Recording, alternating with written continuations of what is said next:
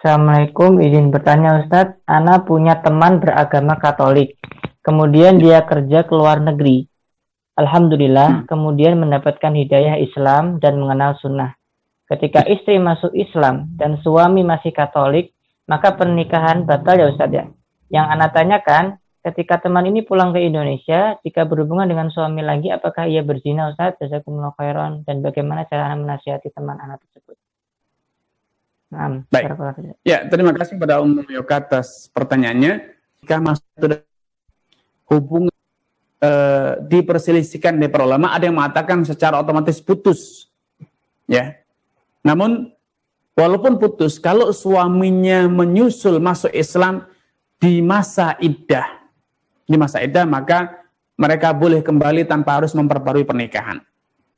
Tetapi pendapat yang lebih kuat dalam hal ini bahwa hubungan mereka terpending, ya, pernikahan status mereka menggantung sampai salah satu dari kedua belah pihak menentukan sikap. Mereka semacam, kalau kita membuat rekaman perjalanan hidup pernikahan, kita seakan menekan tombol pause, terhenti proses pernikahan itu, menggantung sampai salah satu dari kedua belah pihak memutuskan sikap, menceraikan atau melanjutkan pernikahan. Kalau ingin melanjutkan pernikahan, maka suami harus menyusul masuk Islam. Atau istri menyusul masuk Islam. Nah, terpendingnya pernikahan itu sampai kapan? Sampai satu dari dua. Salah satunya atau pasangan yang tadi masih dalam kondisi murtad, dalam kondisi kafir, menyusul masuk Islam, maka hubungan pernikahan mereka menjadi normal kembali. Kapanpun dia masuk Islam, maka hubungan mereka bisa normal kembali. Selama mereka belum memutuskan untuk pisah. Ya. Dasarnya adalah Nabi SAW mengembalikan putri beliau, ya, Zainab bintu Rasulullah SAW, kepada suaminya yang masuk Islam atau telat masuk Islamnya setelah lebih dari 6 tahun. Setelah lebih dari 6 tahun. Ketika menantu beliau sallallahu alaihi wasallam ini masuk Islam setelah 6 tahun, istri beliau yaitu Zainab dikembalikan kepada suaminya tanpa memperbarui pernikahan. Ini dasar untuk menyatakan bahwa pernikahan itu tidak secara serta-merta terputus, tapi hubungan mereka terpending, ya, terhentikan. Mereka tidak boleh berhubungan badan sampai ada kejelasan status suaminya yang sudah masuk Islam. Kalau yang masuk Islam adalah suami duluan, sedangkan istrinya adalah ahlul kitab, Nasrani atau Yahudi, maka mereka masih tetap boleh berhubungan badan. Karena Muslim boleh menikahi kitabiyah, ahlul kitab, tetapi wanita muslimah tidak boleh nikah dengan kafir apapun agamanya. Ya. Nah, kalau ternyata istrinya non ahlul kitab, bukan Yahudi ataupun Nasrani, tetapi Hindu, Buddha, terpending, terhenti sampai akhirnya istri memutuskan untuk masuk Islam atau suami memutuskan untuk menceraikan istrinya yang enggan untuk masuk Islam tersebut. Ini pendapat yang menurut Al-Imam Ibnu Taimiyah dan juga Imam Ibnul Qayyim serta yang lainnya, pendapat yang lebih relevan dengan praktek Nabi SAW ketika mengembalikan putrinya Zainab kepada Abul As Ibn Rabi, menantu Nabi SAW yang menyusul masuk Islam Zainab setelah lebih dari 6 tahun.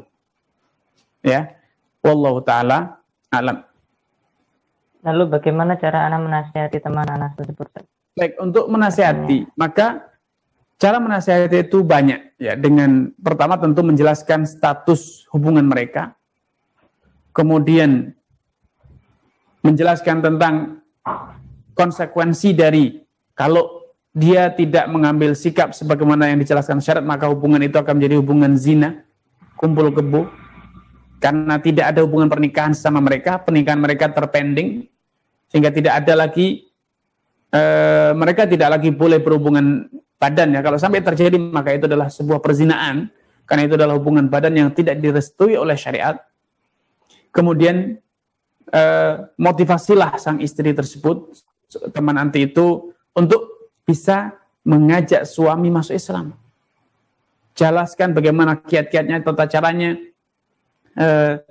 dukung dengan referensi, kenalkan dengan orang yang bisa mendakwai suaminya agar suaminya bisa menyusul masuk Islam. Dan ingatkan kepada teman anti itu bahwa akan menjadi satu pahala besar bagi teman anti bila dia berhasil memasukkan Islam suaminya.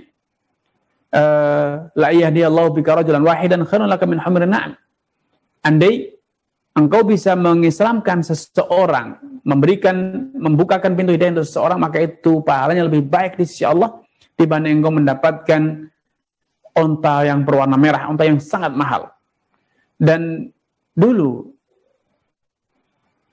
Ikrimah ibn Abi Jahal mengalami kasus yang serupa ketika Fathu Mekkah. Istri Ikrimah masuk Islam, sedangkan Ikrimah lebih memilih untuk mempertahankan kufurannya. Bahkan Nabi SAW memutuskan siapapun yang menemukan Ikrimah, sampai pun dia sedang berlindung di bawah Ka'bah, bergelayutan dengan sitar Ka'bah, tetap saja harus dipenggal lehernya. Ikrimah melarikan diri ke Yamamah, ke negeri Yaman. Maka istri beliau datang kepada Nabi SAW meminta jaminan, meminta kesempatan untuk kali terakhirnya, agar beliau diizinkan mengejar atau menyusul Ikrimah bin Abi Jahal untuk mendakwahinya, mengajak, membujuk rayunya agar dia masuk Islam. Maka ternyata usaha sang istri berhasil. Ikrimah datang kepada Nabi SAW dan masuk Islam.